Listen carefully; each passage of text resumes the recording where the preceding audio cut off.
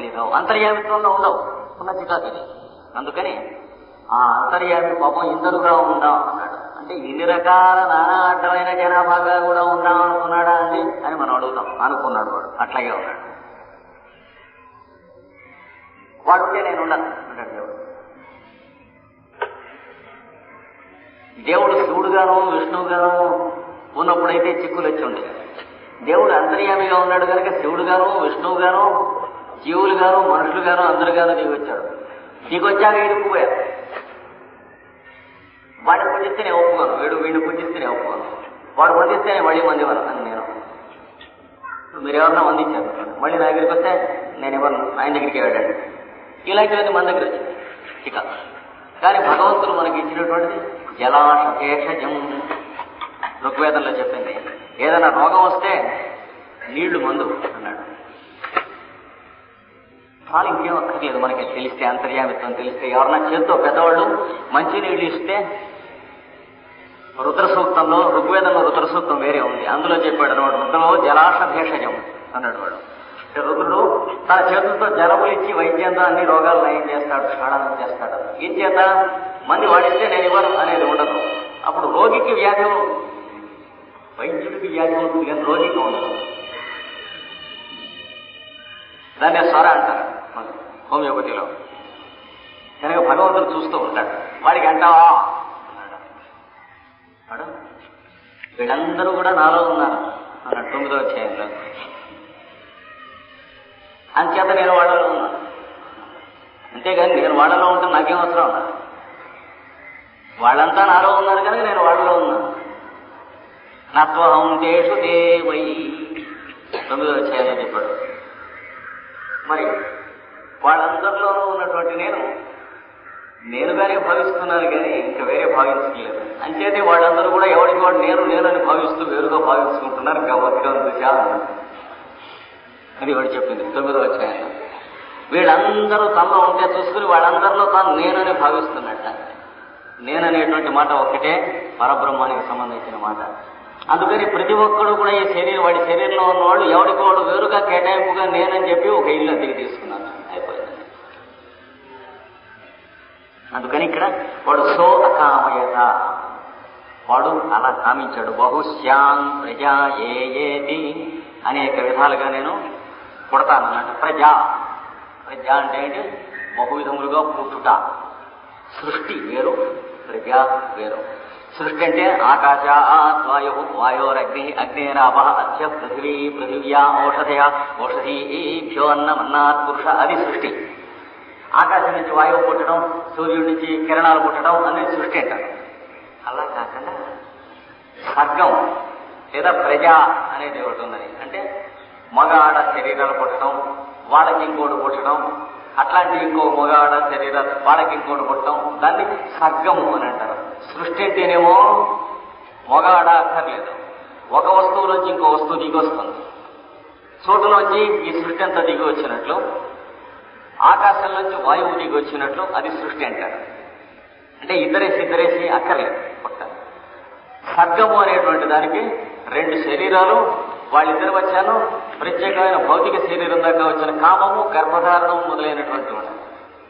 అవి కూడా పొందుదాం అని వీడికి అనిపించింది. అందుకని ప్రజా ఏది అనేక విధంగా ప్రజననం పొందుదాం, అనేక శరీరాల్లో నేను పుడతాను అనుకున్నాడు. ఆ బ్రహ్మ పిపీలికము అని అంటారు. అంటే చీమ దగ్గర నుంచి మానవుడి ద్వారా బ్రహ్మ దాకా ఎన్ని శరీరాల్లోనూ నేను ఉంటా. ఈ శరీరాలన్నీ శాశ్వతంగా అలా ఉంటాయి. రూపం ప్రళయంలో కూడా వెళ్ళిపోవు. కానీ వాటిలోకి సృష్టి వచ్చినప్పుడు తొట్టెల్లో, డ్రమ్ముల్లో నీళ్లు పట్టినట్టుగా ఈ శరీరాల్లోకి, ఈ రూపాల్లోకి అన్నమయ, ప్రాణమయ, మనోమయ, విజ్ఞానమయ అధికమైనటువంటి పడితే మనం ఎదుగున్నటువంటి సృష్టి అంటాం. మళ్ళీ అదంతా యువతలకి వెళ్ళిపోతే ప్రళయం అని అంటాం. కానీ రూపాలు అంతకు ముందు ఎక్కడికి పోలేదు, తర్వాత ఎక్కడికి పోలేదు. కొన్ని ఎంటీ టబ్స్ ఉంటాయి ప్రళయంలో, రూపాలు శాశ్వతంగా ఉంటాయి. అందుకని అప్పుడు ఏం చేసేట వాడు ఈ సృష్టిద్దామని అనుకుని ఎలా సృష్టించాలి అంటే సతపోదప్యత సతపస్తత్వా ఇదం సర్వమసృజత. సహా తపో అతప్యత, అతడు తపస్సు తప్పించిపోయినట్ట. తపస్సు చేసి చేసి చేసి తపాంసి పరసహస్రం శరదస్తపాంసి అన్నాడు. అంటే లక్షల లక్షల లక్ష సంవత్సరాలు తపస్సు చేసేట. ఎంతోటి సృష్టిగా పుడదాం. ఎందుకండి ఎందుకేమిటి వాడి వాళ్ళు అనిపించింది అదే ఆనందం. అంటే అంతే జీవరాశులందరికీ కూడా వాడికి అనిపించినటువంటి పద్ధతి ఆనందం అంటారు దాన్ని. ఇలా బాగుంటుంది, ఇలా ఉంటే ఇది తింటే బాగుంది, ఈ స్నానం చేస్తే బాగుంది, ఈ బట్ట కట్టుకుంటే బాగుంది, ఈ సినిమా తిరిగితే బాగుంది అనేటువంటి బాగుంది బాగుంది అంటున్నాం అందులోండి అది అక్కడి నుంచి ఇక్కడ దాకా అలాగే అవిచ్ఛిన్నంగా వస్తుంది. స తపస్తత్వా, అతడు తపస్సు చేసి, మొదట ఏమన్నాడు చేశాడు అన్నాడు, తర్వాత చేసి అన్నాడు. అంటే అంతు లేదండి, చేస్తున్నాడు చేస్తున్నాడు చేస్తున్నాడు. తపస్సు చేశాడు కానీ చేస్తున్నాడు. అది సృష్టి అంటే. ఇదం సర్వం, ఈ సమస్తము అసృజత సృష్టించెను. యదిదం కించ, ఏదైతే ఇది అది అని మనం చెప్పేటువంటి ఈ కాస్త ఉన్నదో ఈ జగత్తు, ఈ మొత్తం అంతా సృష్టించాడు. అయితే తపస్సు ఎలా చేశాడండి?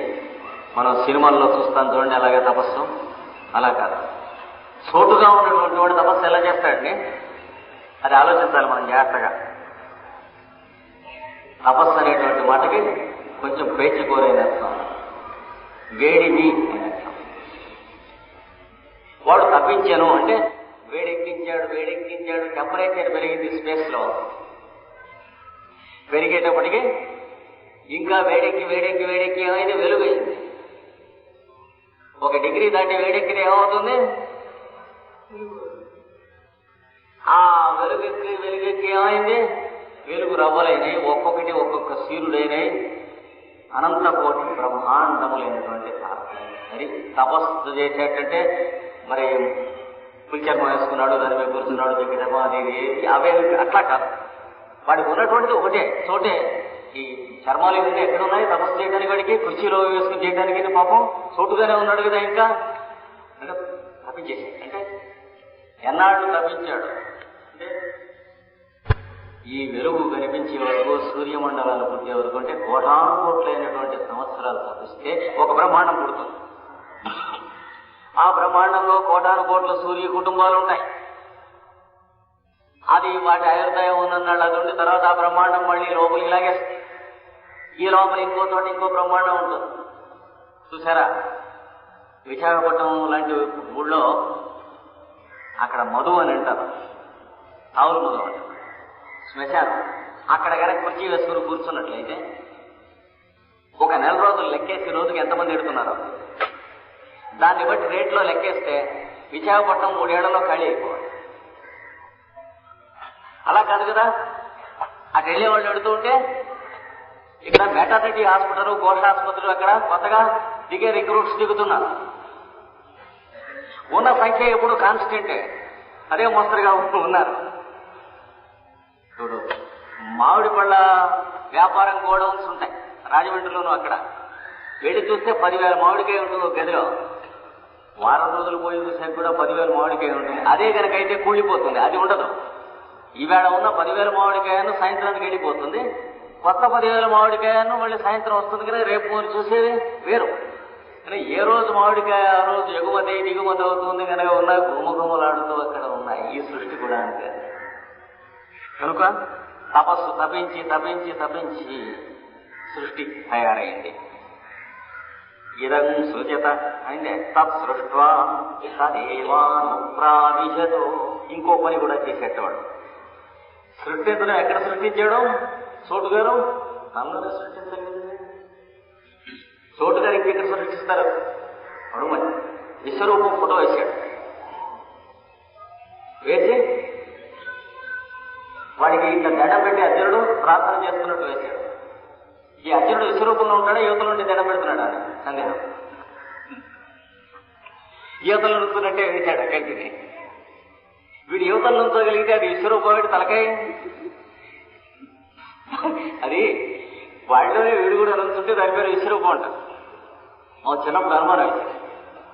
లవకుశ సినిమా అంటే ఇప్పుడు మనం ఎరుగున్న లవకుశ కాక మా చిన్నప్పుడు ఒకటి తీశారు బాగా తీసి. అందులో ఎప్పుడు నాకు అనుమానం చాలా మాట్లాడాను ఆ సినిమాకి.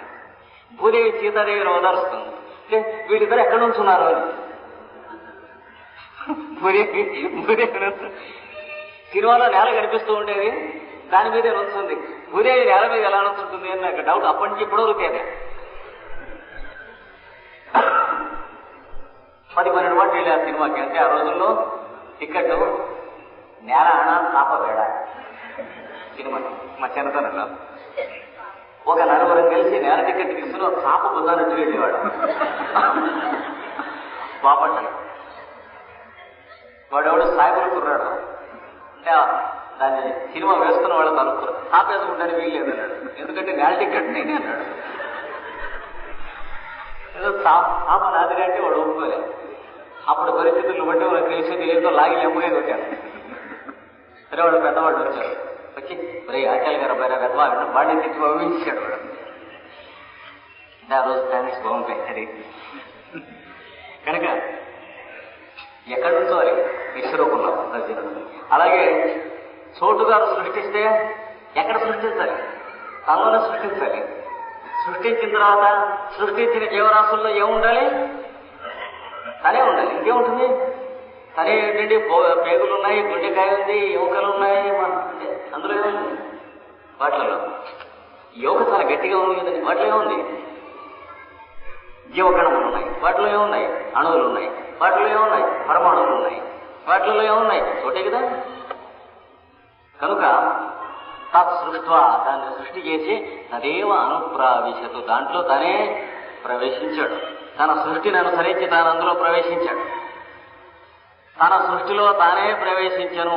అది ఆ మాటకి అర్థం ఏంటంటే, పత్తి నూలు పోగులుగా తయారు చేస్తే ఆ నూలు పోగుల్లోనే పత్తి ఉండిపోయింది అన్నట్టు.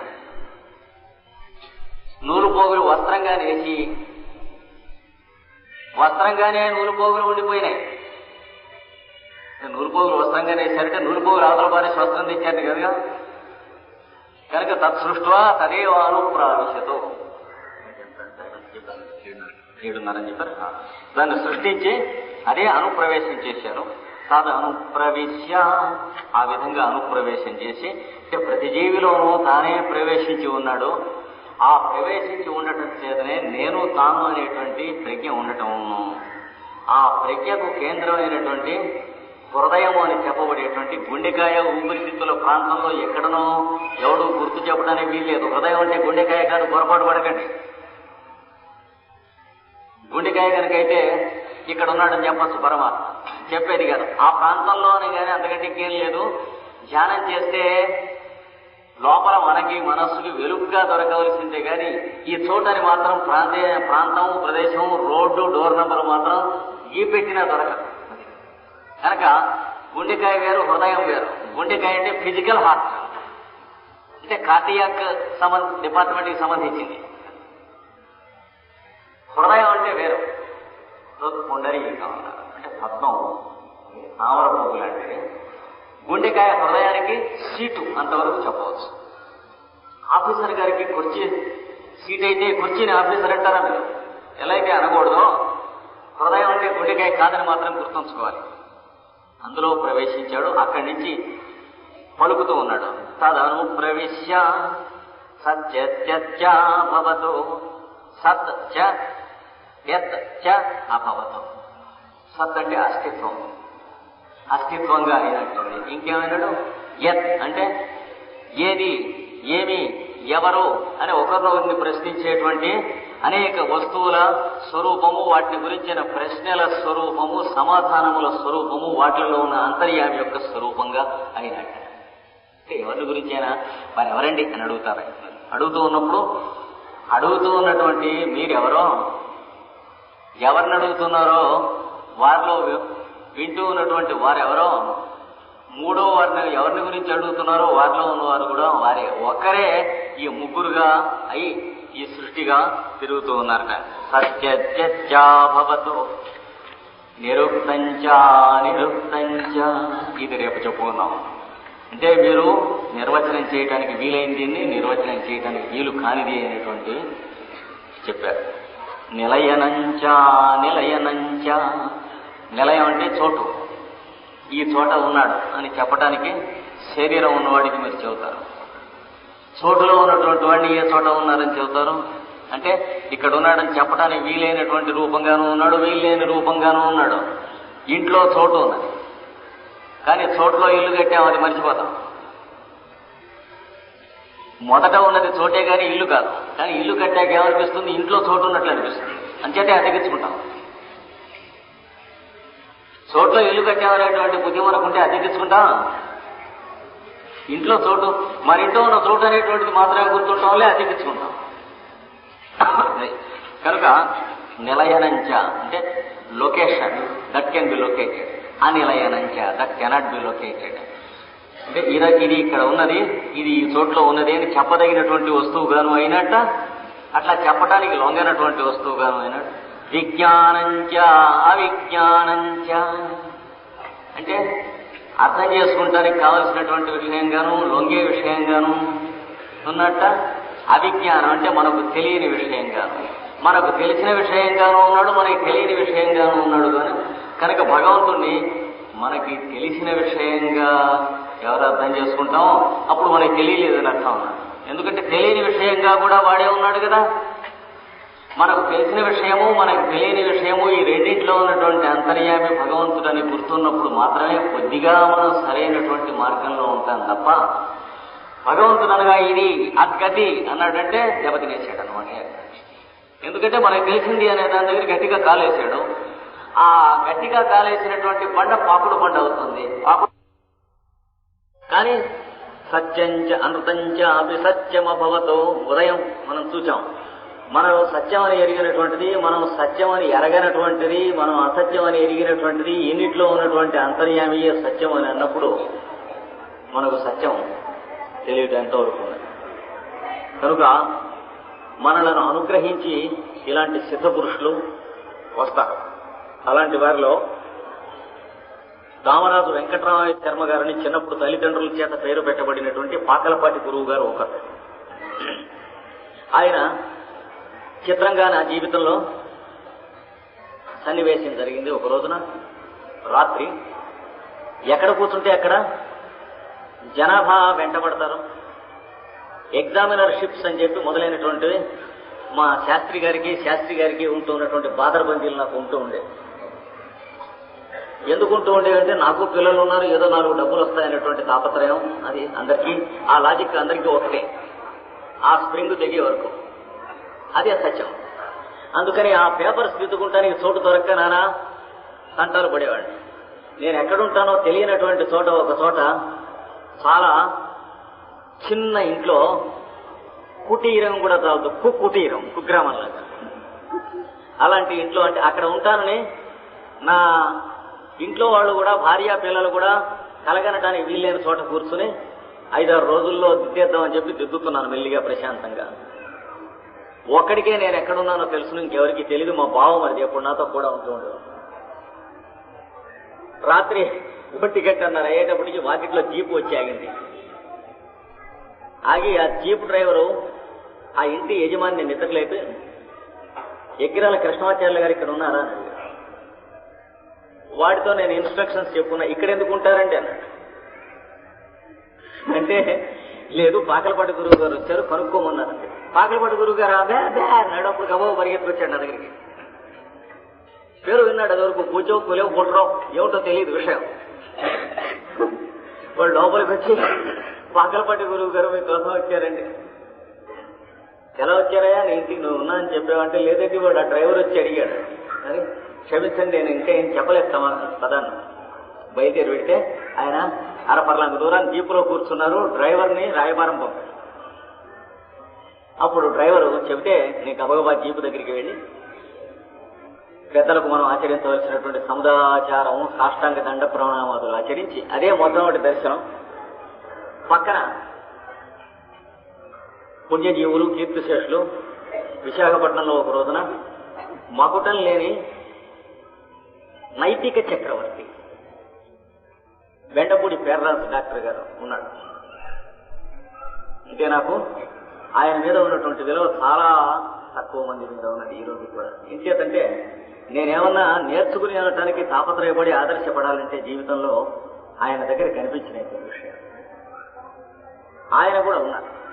ఉండి ఆచార్య గారు, గురువు గారు మీ దగ్గర మందు పుచ్చుకుంటానికి వచ్చారండి, వారికి బ్లడ్ ప్రెషర్ గా ఉంది, ఒంట్లో బాగుంది. సరే అట్లాగేనండి. పేపర్లు అక్కడ దిద్దుతున్నాం, ఎర్ర పెన్సిల్ నా నీలం పెన్సిల్ కలిసిన పెన్సిల్ అక్కడ పెట్టుంది పేపర్ల మీద, వీటితో చెప్పే చూస్తూ ఉండు అని ఈ పెట్టేసి వీళ్ళతో పేర్రాజు గారి ఇంటికి వెళ్ళిపోయినా. ఆ రోజున పాకలపాటి గురువు గారి కేసు ఇన్వెస్టిగేషన్ అంటే మెడికల్ కేసు. పేర్రాజు గారు నేను కలిసి తెల్లవారుతాం 4 గంటల దాకా చేశాం. అంతా అయిన తర్వాత తమ వయస్సు ఎంత అని అడిగా. బాబు ఎంత ఉంటుందంటావు అంటే, ఈ గురువులు అనేటువంటి వాళ్ళు చాలా విషయాల్లో పుండాకోరు, సమాధానం ఇవ్వకమానరు, అట్లా అని ఇవ్వరు. ఆయన చాలా వాటికి సమాధానాలు అలాగే ఇచ్చాడు. తర్వాత పరిచయం అయిన తర్వాత మందుకని వంక పెట్టుకుని రాత్రి 1 గంటల దగ్గర నుండి తెల్లవారుజామున 3:30, 4 లోపల వచ్చి మా ఇంటి దగ్గర కాలక్షేపం చేసి మళ్ళీ 3:30కి బయలుదేరి వెళ్ళిపోతూ ఉండేవాడు. ఒక్కో రోజున జీపులో వచ్చేవాడు, ఒక్కో రోజున కారులో వచ్చేవాడు, ఒక్కో రోజున బస్సులో వచ్చేవాడు. బస్సు ఏంటంటే ఆ ప్రైవేట్ గా ఉన్నటువంటి బస్సు లైన్స్ అన్ని కూడా ఆయన శిష్యులే. చాలా బస్సుల్లో ఆయన ఫోటోలు ఉండేవి నా చిన్నప్పుడు. వాడికి ఆ లైన్ బస్సు తిరగటం టైం అవ్వగానే వాడికి గౌరవించి ఒక బస్సును డ్రైవరు పంపరా అని పంపిస్తే వాడు పంపించేవాడు. చాలా విచిత్రంగా ఉండేది. ఆ బస్సు వేసుకుని ఈయనను కూడా 2-3 శిష్యులు అంటే నాబోటి వాళ్ళు తిండి దండగా రాయలే కానీ ఆయన పనికొచ్చిన శిష్యుడు క్షమించండి ఈ రోజు వరకు నాకు కనిపించలేదు నాతో సహా. ఆయన్ని ఆర్థికంగాను, భౌతికంగాను, ఆరోగ్యరీత్యాను, మానసికంగాను తవ్వుకుని కోసుకుని నరుక్కుని కండలు రక్తం తినేసారు. నాకు బాగా తెలుసు కూడా ఉన్నా. రోజు తిన్నారు మనిషిని తవ్వి. అంటే ఎంత దారుణంగా తిన్నారంటే విషయం చెప్పకుండా ఒక మినిస్టర్ గారు వాడిని తీసుకొచ్చి ఈయన పాదాలు పడేసి, మీరు అభయం ఒక తప్పదు పిల్లలు గలవాడు, ఈయన లౌక్యం ఏం తెలుసు, నువ్వు వెరిముండా కొడుకు, పరబ్రహ్మ స్వరూపుడు అంటే వెరిముండా కొడుకు అని అర్థం, అది మీరు గుర్తుంచుకోండి, ఈయన నీకేం భయం లేదు అన్నాడు. అనేటప్పటికీ ఫలానా మినిస్టర్ నా ఉద్యోగం తీయించేస్తున్నాడు, వాడిని పిలిచి మీరు చెప్పండి. ఆ మినిస్టర్ని పిలిచాం. ఏవిరా వాడిని ఏదో అంటున్నాడు అంటే, వాడు పరమచండాలు మహానుభావ, వాడి సంగతి మీరు కల్పించుకోకండి అన్నాడు. నేను చెబితే నువ్వు మళ్ళీ తిరుగు చెబుతావా అంటే, నేను తిరుగు చెప్పను కానీ మీరు మరో మాట ఆలోచించండి అని వాడు చాలా బాధపడ్డాడు. కానీ నోరు మొయ్యి అన్నాడు. అంటే నోరు మూసుకుని వెళ్ళి వాడిని శిక్షించకుండా రక్షించాడు. తత్కారణంగా తర్వాత ఒక 50-60 మందిని వాడు ఉద్యోగాల నుంచి అన్నం పొట్ట మీద కొట్టాడు. ఇట్లా వాడుకున్నారే. నాకు డీటెయిల్స్ స్పష్టంగా తెలుసు. ఎందుకంటే చిట్ట చివరి 7-8 సంవత్సరాలు అహోరాత్రాలు ఆయనతో నేను గడిపినటువంటి పర్వతములలో, ఇరులలో, లోయలలో, నదీ ప్రాంతములలో, మహాఘోర మృగములు ఉంటున్నటువంటి ప్రదేశంలో ఆయనతో కూడా నడిచి వెళ్ళాడు, నడిపించాడు. తర్వాత మహారాజ భోగములు అనుభవింపజేశాడు ఆయనతో ఉన్నటువంటి అన్నాళ్ళు కూడా. ఒకరోజు ఉంటే ఒకరోజు, 2 రోజులు ఉంటే 2 రోజులు. అన్నిటికైనటువంటి ఆశ్చర్యం అనే విషయం. రమ్మన్నాడు ఆశ్రమానికి, చెప్పి వెళ్ళిపోయినాడు. నేను బయలుదేరి వెళ్ళాను. ఈ ఊళ్ళో ఒక మన మిత్రుడు గోలి వెంకట్రాజు అనేటువంటి అతని కారు తీసుకుని వెళ్ళాము. వెళ్ళిపోతే ఆయన చెప్పాడు అనమాట, నా మీద నీకు నమ్మకం ఉన్నట్లయితే ఆ కొండ ఎక్కుతూ ఉండగా శాంబరీదేవి అనేటువంటి దేవత ఉన్నది, ఆమెకు మొక్కి భారం ఆవిడ మీద పడేసి రండి. మహాఘోరారణ్యంలో చెప్పులు కూడా మీకు అక్కర్లేదు, నడిచి రండి, చీమ కూడా పుట్టదు. అందరికీ అదే చెప్పాడు ఆయన. అలాగే జరిగింది. ఆ రోజు రాత్రి మాకు వాన వచ్చి కారాగిపోయింది. బూట్లు కానీ చెప్పులు కానీ తొడుక్కునే చోటు కాదు, రొచ్చుగా ఉంది. రాత్రి 8:30 అయిపోయింది. అందులో నడిచి వెళ్ళాము. అంటే పాములు ఉండవచ్చు, తేళ్లు ఉండవచ్చు, జర్రులు ఉండవచ్చు, ముళ్ళు ఉండవచ్చును, ఏమైనా ఉండవచ్చును, జంతువులు ఉండవచ్చును, చిరుతలు ఉండవచ్చును, అట్లాంటి చోటు. ఆయన చెప్పినట్టుగానే వెళ్ళాం. వెళితే సూటిగా ఆయన ఆశ్రమంలోకి సురక్షితంగా వెళ్ళిపోయాం. వెళితే నమస్కారం చేశాం. బాబు వచ్చారా రండి అన్నాడు. కూర్చోండి అన్నాడు. 3 నిమిషముల లోపల ఇద్దరికి చెరొక పెద్ద గ్లాసు చాలా స్వచ్ఛమైనటువంటి పాలతో చేయబడినటువంటి రుచికరమైనటువంటి కాఫీ. నాకు కాఫీ అంటే చాలా వీక్ పాయింట్ గా ఉంటూ ఉండేది 3 మాసముల కింద వరకు. అది ఇప్పించాడు. అది సరే చాలా సంతోషపడి 10,000 అని అనుకుని కూర్చొని మాట్లాడుతుంటే ఒక అరగంట అయ్యేటప్పటికి నాతో కూడా వచ్చినటువంటి ఆ గోలి వెంకటరాజుని, బాబు ఒక మాట లేచి నుంచో అన్నాడు. కూర్చుని ఉన్నాడు అందరిలో. సార్ నుంచున్నాడు. జేబులో చేయబెట్టుకో అన్నాడు. ఏదైనా మిరకిల్స్ చేస్తారేమో అనుకున్నాను. మళ్ళీ గురువులు అంటే మిరకిల్స్ చేస్తారనేటువంటి ఒక అప్రతిష్ట అవుతుంది కదా. జేబులో చేయి పెట్టుకున్నాడు. పెట్టుకుంటే సిగరెట్ పెట్టా అగ్గి పెట్టా బయటికి తీ అన్నాడు. అంటున్నాడు. తీ అన్నాడు. అది కనపడకుండా లోపల పెట్టుకున్న ఆశ్రమానికి వస్తే తప్పు లేదు, తీస్తే తప్పు ఉన్నదా, దాచడమే తప్పు, తీ అన్నాడు. చేతులు ఉణుకుతూ తీశాడు. ఓసే ఇక్కడ ఎక్కడన్నా ఇప్పుడు గోలి వెంకటరాజు ఉంటే ఉండొచ్చేమో. మొట్టమొదటి అనుభవం. ఒక సిగరెట్ బయట ఇది అన్నాడు. అంటే ఆయన అడుగుతారేమో, ఆయనకి సమర్పించుకోవచ్చని తీశాడు. మా రామదాస్ శాస్త్రి అప్పుడప్పుడు నాకు చేస్తూ ఉండేవాడు. అంటే గురువులు అనేక కేటగిరీస్ లో ఉంటూ ఉంటారు. సరే తీస్తే అది కాల్చేయన్నాడు. బయటికి వెళ్ళి పంపిస్తాను. అప్పుడు కాల్చుకుంటూ ఉంటే చెప్పాడు, పావు గంట నుంచి నీ బుర్ర దానికోసం తహతహలాడుతుంది, నేను చస్తున్నాను ఇక్కడ కూర్చున్నాను. అది మొదలుకొని మాకు అనుభవాలు. ఒక మాట, ఆయన వెళ్ళిపోతాడు అనగా మాకేం తెలుస్తుంది, అదన్నీ కూడా శరీరం త్యాగం చేస్తాడనేటువంటి టైం దగ్గరికి వస్తూ ఉండగా ఒక 7-8 మాసముల ముందు డాక్టర్ బాబు మన కుటుంబాలని ఎన్ని వీలైతే అన్ని కుటుంబాలని కూడా ఒక 2-3 రోజులు ఆశ్రమానికి తీసుకురా అన్నాడు. అంటే అప్పుడు నాతో ఉన్నటువంటి కుటుంబాలు వీరంతా భార్య, భర్త, పిల్లలు అందరం పిల్ల మేక బయలుదేరి వెళ్ళిపోయాం. దాదాపు ఎంతమంది వెళ్ళుంటాం? ఒక 60-70 మంది వెళ్ళుంటాం. అప్పుడు రైల్వే క్వార్టర్స్ లో ఉన్నటువంటి వాళ్ళకు కూడా కొంచెం పాకలపాటి గురువు గారి పద్ధతిని మన పద్ధతి నచ్చుతూ ఉండేవి ఎక్కువ మందికి. వాళ్ళు కూడా వచ్చారు. అయితే అక్కడ చక్కని కాలక్షేపం చేశాం. అక్కడ ఒక రోజున వంటవాడు వస్తానని ఎగ్గొట్టాడు. ఎగ్గొడితే నేను స్వయంగా వంట చేశాను. చేస్తే నేను వండినటువంటి అన్నం మార్పుకి ఆయన చాలా మెచ్చుకున్నాడు గురువు గారు. అలాంటి పాకలపాటి గురువు గారికి ఉన్నటువంటి ఆజన్మ సిద్ధుడు ఆయన అడుగు పెట్టినటువంటి చోట మహామారి అరిష్టములు మొదలైనటువంటివి, కలరా, ప్లేగు మొదలైనటువంటివి, మసూచి మొదలైనటువంటివి ఎక్కడన్నా ఏదైనా సోకితే ఆ కొండవాళ్లలో బాబు గారు అని అక్కడికి వచ్చి చెప్పుకుంటాం. వస్తున్నాను పద అని కబురు చేయటం. ఆ కబురు వాళ్ళకి చెప్పినప్పటి నుంచి కూడా మళ్ళీ అక్కడ కేసు చచ్చిపోలేవు. ఆయన జీవించిన నాడు జరిగినటువంటి విశేషం, అది వింత మాత్రం కాదు. ఎందుకంటే అది పాజిబిలిటీ అది అని తెలియని పిచ్చి సన్నాసులకి వింతగా ఉంటాయి ఇట్లాంటివన్నీ. అది నేను స్పష్టంగా ఎరుగున్నటువంటి విషయం. అలాంటి మహానుభావుడు. తర్వాత అరణ్యంలో ఈ మృగములతో కూడా కలిసి తిరుగుతూ ఉన్నటువంటి వాళ్ళు, గుహలలో పాపం తలదాచుకునేటువంటి వాళ్ళు, చెట్ల కింద ఉండేటువంటి వాళ్ళు గిరిజనులు. వాళ్ళని రక్షిస్తామని మనం అంతా ఏం చేస్తున్నామో ఈ 30 సంవత్సరాల నుంచి మనందరికీ తెలుసు. ఎవరిని అడగక్కర్లే, అర్థం చూసుకుంటే తెలుస్తుంది.